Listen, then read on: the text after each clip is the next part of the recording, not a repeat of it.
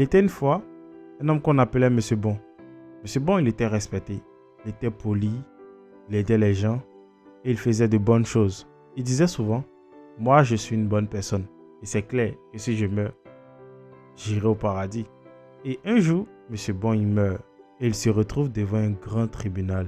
Et là, il y a le juge qui ouvre son dossier et qui dit ceci. Monsieur Bon, je constate que tu étais très respecté sur la terre, très poli et aussi tu aidais les gens, tu faisais de bonnes choses. Mais j'ai des questions à te poser. Est-ce que tu as déjà menti?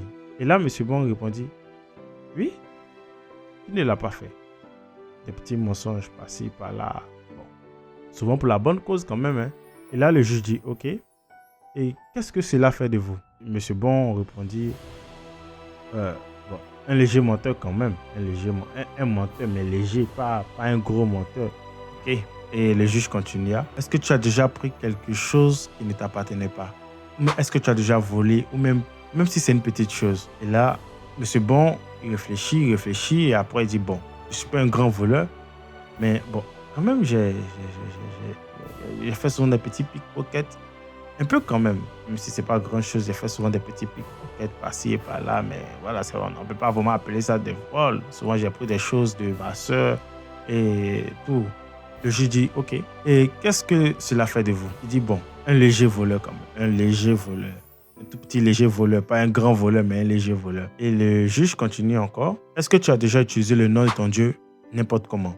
Par exemple, sur un ton de colère ou de menacer, toi là, au nom de Dieu, ou bien juste pour rigoler, en Jesus, des trucs comme ça. Et là, il répondit oui. Monsieur Bon répondit oui. Et là, le juge continua et dit, et dans ton cœur, est-ce que tu as déjà eu des mauvaises pensées, de la haine, de la jalousie, ou même regarder une femme avec désir? Parce que ça, c'est déjà l'adultère dans le cœur. L'avez-vous déjà fait, Monsieur Bon?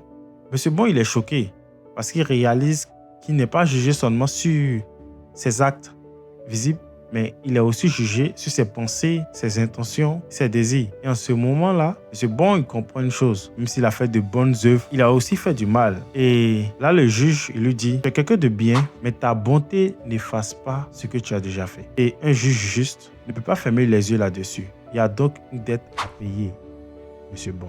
Et là, dans le tribunal, quelqu'un s'élève, il s'approche et dit, je prends sa condamnation, je paie sa dette. Ce quelqu'un-là, c'est Jésus-Christ. Voilà la bonne nouvelle. Dieu, il est juste. Il ne peut pas ignorer le péché. Mais Dieu a aussi amour. C'est pourquoi il a donné Jésus. Jésus, il est mort à la croix pour payer notre dette. Et il est ressuscité pour nous donner la vie éternelle. Donc, mes frères et sœurs, le message, il est simple. Ce n'est pas « je suis une bonne personne qui sauve ». C'est se repentir.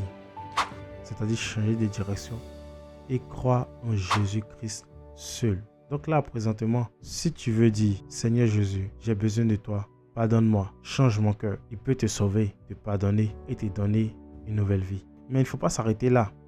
Il faut aussi grandir et marcher avec Dieu.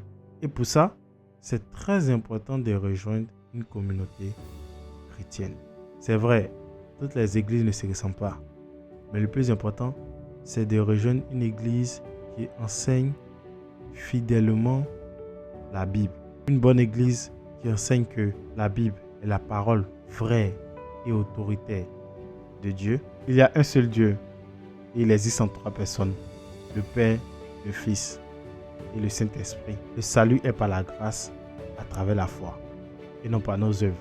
La maturité spirituelle vient quand on s'attache à la prière, à la lecture quotidienne de la parole et à l'obéissance à Dieu.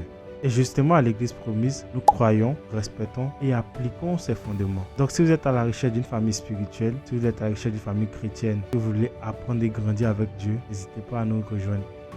Vous êtes la bienvenue.